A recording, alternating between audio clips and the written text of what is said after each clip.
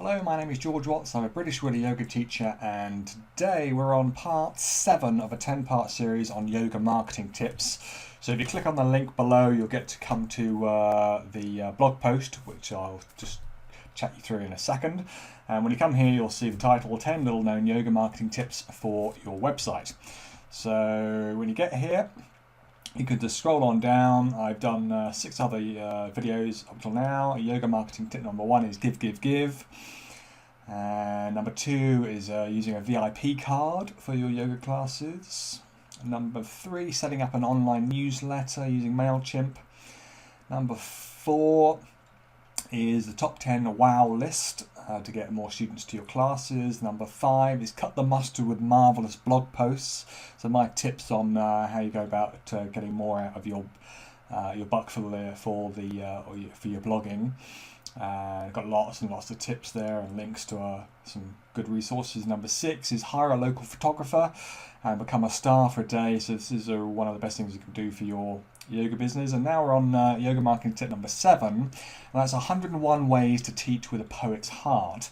And I think this is one of my favorite tips because I'm really into yoga imagery in my classes, and I think it's one of the best ways of keeping students coming to my classes for longer. So when I say that, in a typical yoga class, you might have a student on average coming to your classes for maybe 6 weeks or a couple of weeks or 10 weeks or whatever it is. But what I'm always searching for, because I come from a business consulting coaching background, is how can I get my students staying with me for longer? So when I used to be a business consultant, I would teach my clients not so much about how to get new business. That was sort of 10% of it. 90% of what I was trying to get my clients to focus in on was how to keep their current clients coming back for more.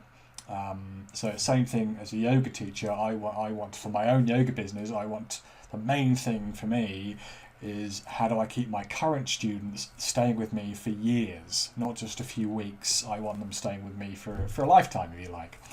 So this is one of the best ways, personally for me, that I've discovered that does that for my classes.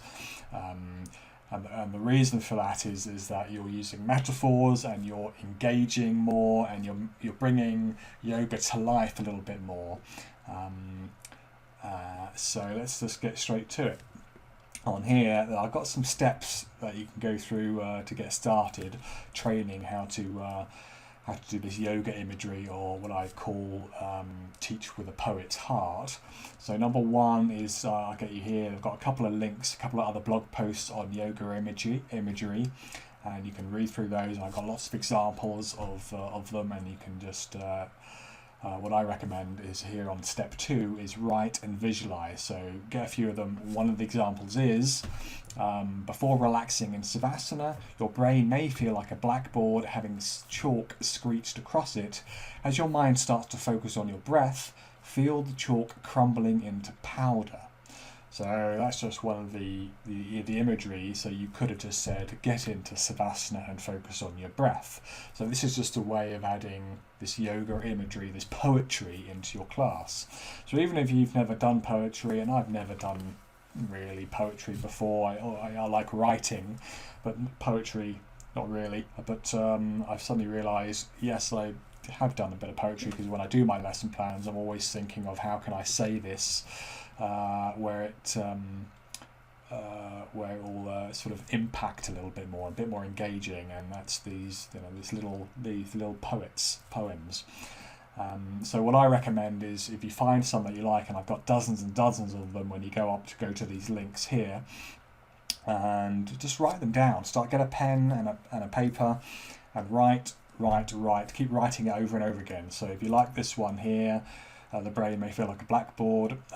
Keep writing that poem, that yoga imagery down over and over and over again, and then try visualizing yourself teaching that within a class setting. So see yourself there. At the beginning of my classes, I always start with Savasana, so I would visualize myself. I see myself in my class, close my eyes, get really calm. So the calmer you can get, the better with visualization.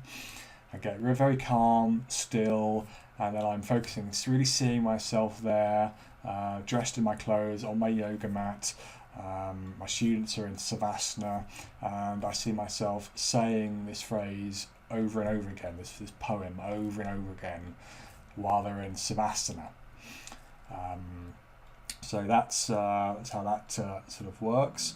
And here's the thing. Virtually, I mean, every single Olympic athlete uses visualization, and every single top athlete in any sport you can imagine uses visualization. There isn't one person that doesn't do this who is who's any good. So the top sports people use visualization. The reason is the mind doesn't know the difference between a visualization and the real thing.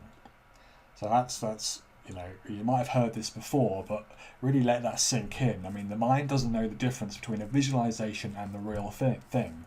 So when we scroll down here, when I do I use the Yoga Teacher Lesson Plan Kit, the 15-minute lesson planner within the Yoga Teacher Lesson Plan Kit. I'll print out the lesson plan, fold it up, put it in my back pocket, and throughout the day, I'll occasionally get it out of my pocket, unfold it, and I'll have a little look at the different sections. As I'm going through it, I'll visualize myself teaching.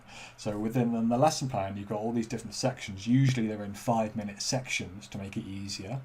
And I'll go look through a 5-minute section, and then maybe it's about teaching downward facing dog. And I'll visualize myself teaching it, and I'll visualize myself saying one of the yoga imagery for that pose as well. So I'm there, I'm really seeing myself doing it, and maybe I'm also seeing myself giving adjustments or giving precautions, and so I'm really there.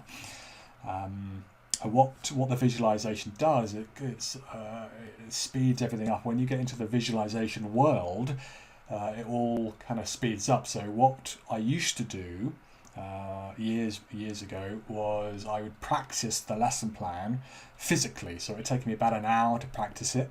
And then I'd go off and do the class. Now I never do that now. Now I just unfold my lesson plan, visualize. I can visualize an entire 90-minute lesson plan in under 5 minutes. So it's really, really quick, and that's why the Olympic athletes and the top sports people use it, because I come from a professional golfing background, and I would visualize the golf course prior to a tournament. And it's really effective, and it works very well. And the trigger, step 4 is the trigger. So I have a little trigger, a little memory trigger. So for me, when I think of Blackboard Brain, I think of this poem, this yoga imagery, and it gets me to say, allows me to remember it in the class. But if I've written it over and over again, and I've visualized myself saying it in a class setting, closed my eyes and visualized it, it's this muscle memory, this brain memory, and it works really well. But it is a bit of elbow grease there. You've got to write it down. It's very disciplined practice. It's a very Zen-like practice, almost like a meditation when you're writing it down over and over again, like a written meditation. So it's a really good yogic practice to do anyway, just for the sake of doing that. But what you're doing there as well, you're also learning great new things to say during your classes. Number 5 is come up with your own. So I've got lots of examples. If you go back to those links on step 1, lots of examples. Maybe just come up with your own. See, tap into your own imagination. See what you can come up with. I hope that helps. I've got a few more videos coming up. And if you've got any questions, you can go to the About page up the top, send me an email, or call me up, and hopefully I can answer any questions you've got.